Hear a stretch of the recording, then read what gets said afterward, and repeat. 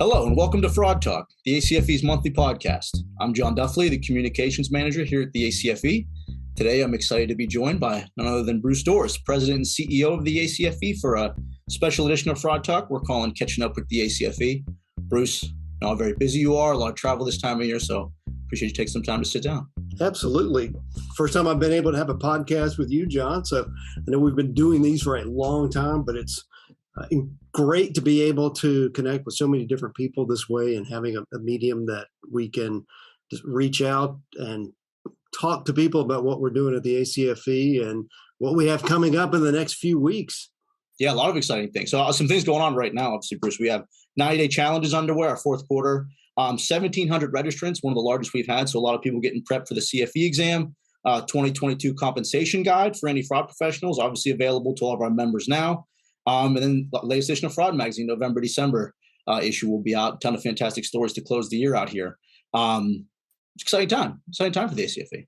Yeah, that 90-day challenge has really been one of those areas that I've just watched grow over the years. And at Ross Pry and so many different people are involved with that. And to see 1,700, not just in or over really, during that time period, but rather it's the end of the year. And we've already done 2 of them. And to still have 1,700, that just tells you there is a demand for fraud education and the credential in this marketplace. And whether you are an internal auditor, whether you are an investigator, whether you're in public service or in the private sector, it doesn't matter. I mean, that the fraud examination skills are obviously relevant as we near 100,000 members. So, I mean, it just tells you that demand is out there for it and that people are taking this seriously. Employers are taking it seriously, which is why we've been doing this for, I think you said, nearly 35 years when we were talking earlier. And it's just amazing to watch the growth and to see just a microcosm of that with over 1,700 for the next, this quarter. It's amazing. A lot of other exciting things happening. I think that the first one we want to dive into here, second week in November 13th to the 19th, we'll have International Fraud Awareness Week. Founded in 2000, I think this year we're expecting close to 1,000 sporting organizations around the globe participating, getting involved, having events for their staff. So I'm curious, Bruce, when, obviously you've been here quite a long time, but when you hear International Fraud Awareness Week, what comes to mind? Well, the first thing that comes to mind is just how easy we try to make it for an organization to talk about fraud that may be reluctant to do so. I mean, obviously we get to use it to promote those who already promote it, and they do an amazing job of doing that.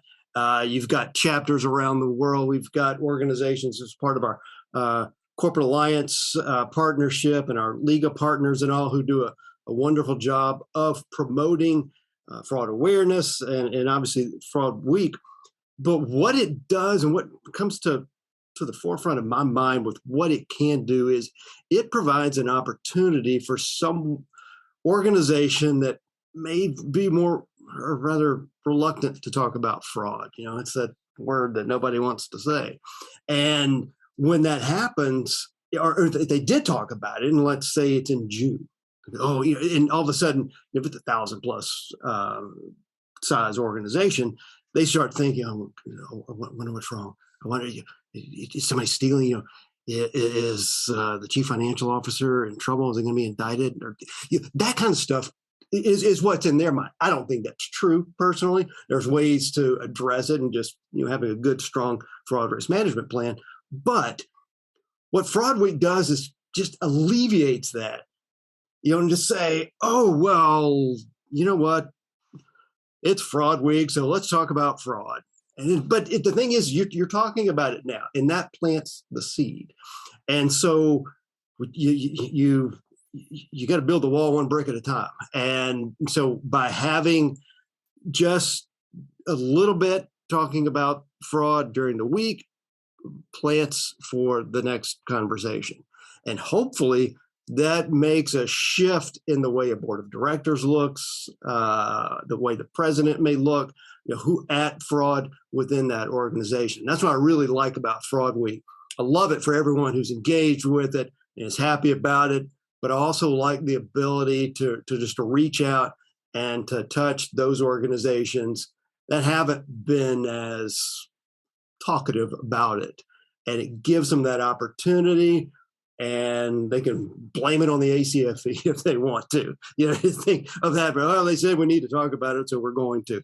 That's what I love about this, is it gives them the chance to to address the past and not talking about it. I mean, if you go back and look, and especially in the accounting terms, the word fraud didn't actually show up in some of the audit standards until it was the mid to late 90s. ACFE's been around for nearly 35 years now. So you see just that shift, and it's slow to engage. And then, obviously with the crises in the early 2000s, it really came to forefront. People talk about it a whole lot more now, but it just takes that planting of that seed, that initial conversation, and to get a group talking about it. And the next thing you know, they're that corporate alliance member that's engaged and really, really wanting to make fraud awareness part of their program. That's what I love about it. Yeah, it's fascinating that there's a lot of organizations that are just now kind of starting to find those invitations, find those systems. Something like Fraud Week to really push people out there, really get people involved, and even just listening in. I know on fraudweek.com, we have events from all over the globe. We have Twitter chats and webinars and things people are sharing, so other organizations can sit in and kind of get involved, and kind of piggyback off someone else's success that they've been able to implement. So coming out of Fraud Week especially, what are some things people can do to kind of raise awareness in the organization, whether it be, implementing easy things like a hotline, or being able to have some open webinars, or involved with the ACFE and starting to partner with some of our committees and whatnot. What are some things people can do to kind of start to, you said you have that first breakdown, now we start to build from there. What are some things people can do, some like action items? Well, the first thing is you go to the website. Mm-hmm. If you go and look at Fraud Week, and we've got those really short videos that just have your staff watch that. As part of that first line of defense, and getting the organizations involved and making sure that everyone is aware. I mean, you've got certified fraud examiners, obviously the cream of the crop when it comes to fraud examination and fraud investigation and awareness and prevention and all. But just knowing what those anti-fraud fundamentals are, because if someone is on that front line and may have had a little bit of training in terms of, let's say, there's in retail and checkout, but if the more training they get, the more they can observe and more they can watch from both an external and an internal factor. But without it, they can't do that. So if people are just starting with this, just go to Fraud Week, be able to look at the videos that we have at not just that site, the microsite, but rather at acfe.com in general.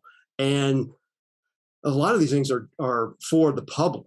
I mean, we obviously have tremendous member benefits, but there's so many things out there just for the public to go and to become aware and have that anti-fraud education. So to give them just a little start, get a little taste, you get hungrier and hungrier for having that corporate ethos of just wanting to do the right thing, and it's a fever. Yeah, sure. It really works. I've been very fortunate over 15 years now to be able to watch that, from the ACFE, inside the ACFE, and watching groups just grow, and it's infectious. It really is. Yeah, I highly encourage you, if you hear this now or even after Fraud Week this year, head to fraudweek.com, check out those resources Bruce mentions.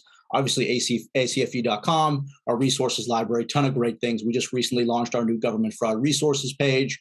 Whether you are law enforcement professional, government professional, there's all kind of free resources there. To your point, infographics, episodes of Fraud Talk they can listen to just to get started, like you said, down that path. So highly encourage you to check out those sites, whether you are prior or after Fraud Week. And we have some cool games on there too. So it's fun, it's interactive.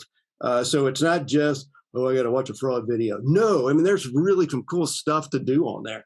So that's what, we're making it entertaining and, immersing yourself into the anti-fraud education world. Yeah, one of the cool things too is, the last point here, you can always go use hashtag Fraud Week on social media. You can go back several years and see the kind of things people are doing, events, seminars, and kind of see how other people are using Fraud Week in a pretty effective way. So definitely excited for that coming up.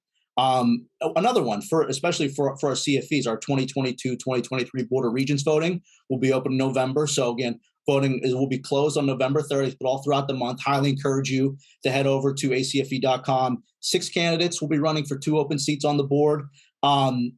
Bruce, I think that, maybe some people who aren't quite in the ACFE yet, maybe working up to their CFE credential, to have an opportunity to really engage and be involved in the decision making of the ACFE, setting those standards, all the things the board does.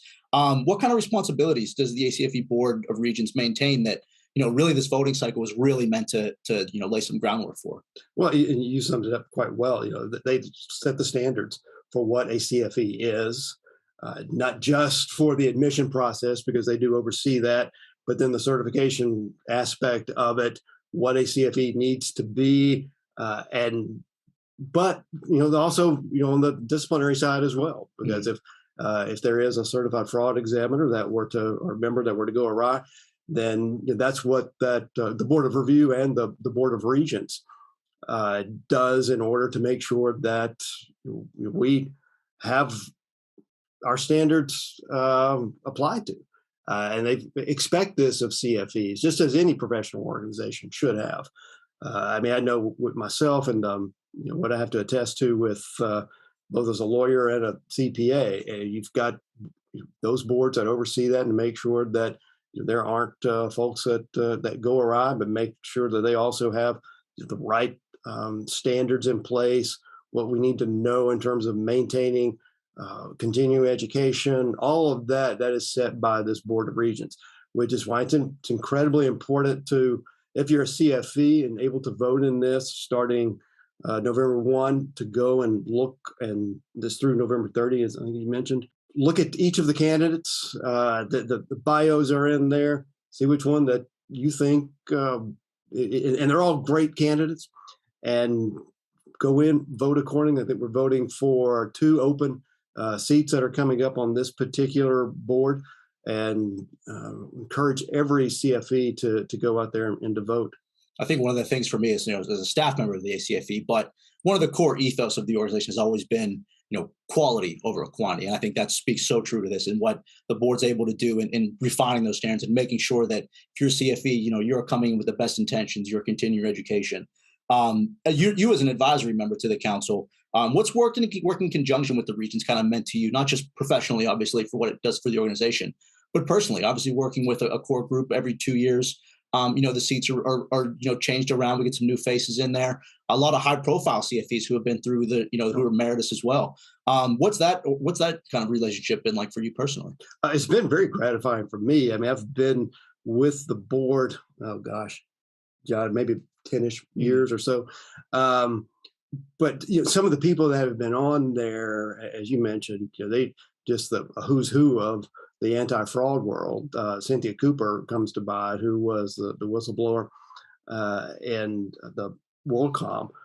She was on the Board of Regents probably about 10 years ago, I think, when I first came on as an advisory member. But when I was program director here at ACFE, met her, Mike Ware, who is on right now, the appointed Inspector General for the Small Business Administration. And obviously, he's been really busy since April of 2020 in ferreting out fraud related to a lot of CARES Act money. And so that, to me, has been so rewarding. It's like, I'm here and I get to immerse myself with over 90,000 members and to really watch what they do, not only from a professional standpoint, but when they come in and they meet and the questions that they ask and the issues that are passionate to them as a current practitioner. There's one thing for me, I sit in an office and I go around and do a lot of training and talk about the ACFE and anti-fraud education and fraud awareness in general. But the people who are listening to this are the ones who are really out there in the trenches every day, fighting fraudsters and dealing with issues. And I get to see this again. It's another microcosm there, but it's great to have that interaction. We have a meeting coming up very shortly, depending on when this goes out, and I mean, I was looking at the agenda and what they have on there, and there's some pretty heavy topics that they have to deal with and wrestle with. And, so it's a heavy burden. And so, for those who are going out there and electing this group, it's heavy hangs the head here. I mean, it's tough. And so making sure that you cast your vote is so important to that board.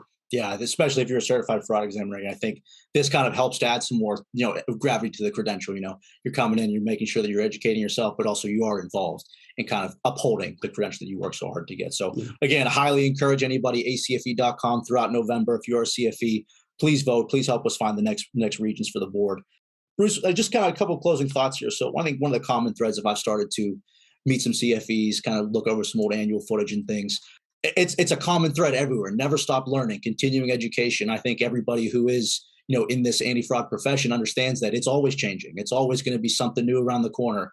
You got to be one step ahead of the fraudster because they're going to be two steps ahead of you, always trying to find a new way through. Heading into the new year, what are some areas of anti-fraud that have kind of caught your attention and might be on your radar or for that matter, kind of in some of the folks that that maybe they're focused on headed into the new year?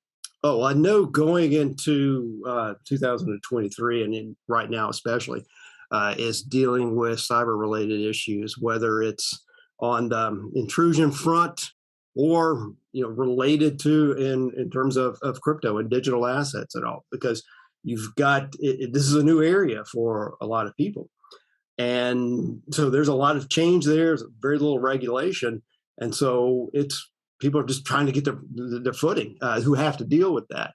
A lot of balance sheets out there that carry these particular assets on it, and how do you audit for it? How do you look at this? And it's challenging because a lot of people still don't understand the concept, much less to be able to go in and audit it professionally.